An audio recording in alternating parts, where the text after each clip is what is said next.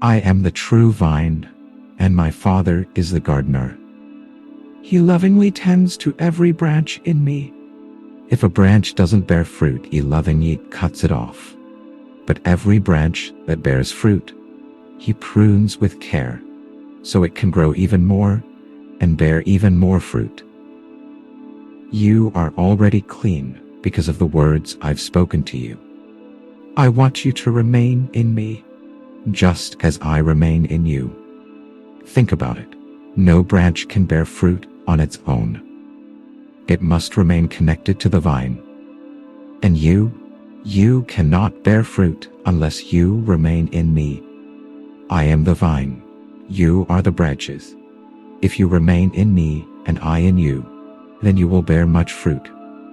Apart from me, you can do nothing.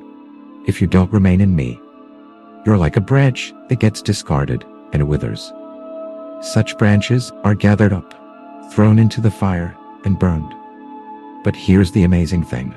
If you remain in me and my words remain in you, ask whatever you wish, and it will be done for you. This brings glory to my Father, that you bear much fruit, and in doing so, prove that you are truly my disciples. Just as my Father has loved me, I have loved you. Now please, remain in my love.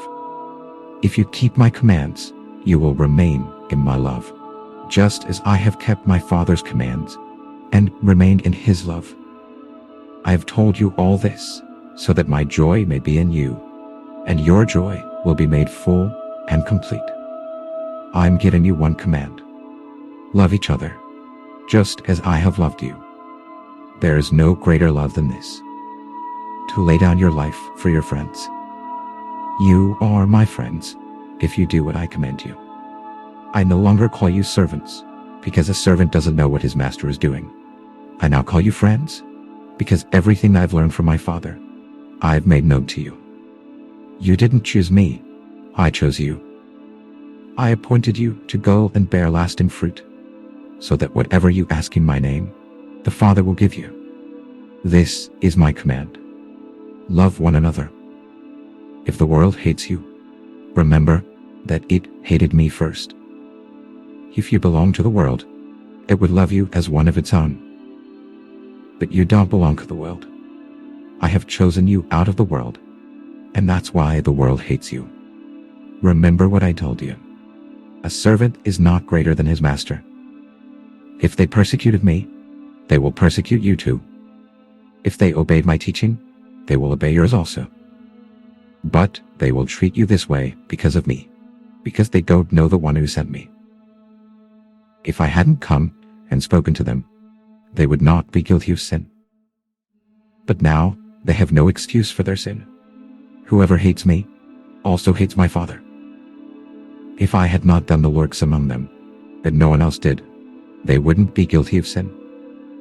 But they've seen the miracles, they've heard the message, and yet they've hated both me and my Father. This is fulfilling what is written in their law. They hated me without a reason. When the advocate, Jesus continued, "In just a little while you will see me no more, and then after a little while you will see me again." Some of his disciples said to one another, "What does he mean by saying, 'In a little while you will see me no more, and then after a little while you will see me, and I am going to the Father'?" They kept asking, "What does he mean by a little while? We don't understand what he is saying." Jesus saw that they wanted to ask him about this, so he said, "Are you asking each other what I meant when I said, 'In a little while you will see me no more, and then after a little while you will see me'? Very truly, I tell you, you will weep and mourn while the world rejoices.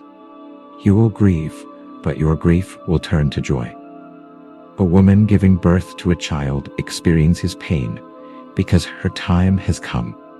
But when the baby is born, she forgets her pain for the joy that a child has been brought into the world.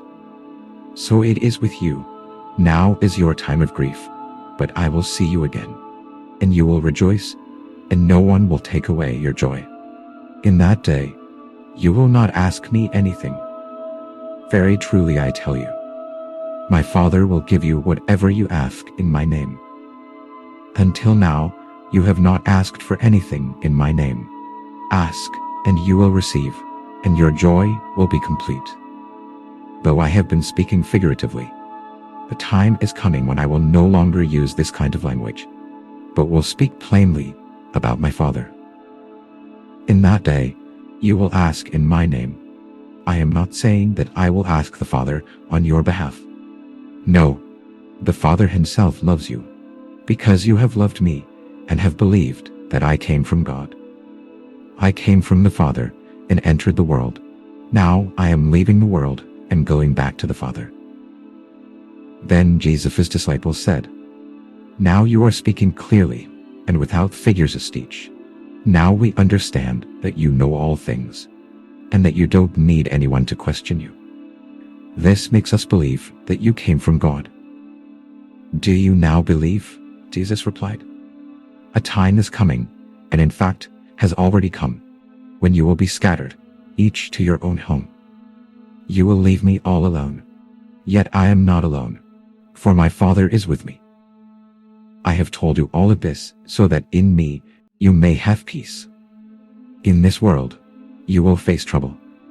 But take heart, I have overcome the world.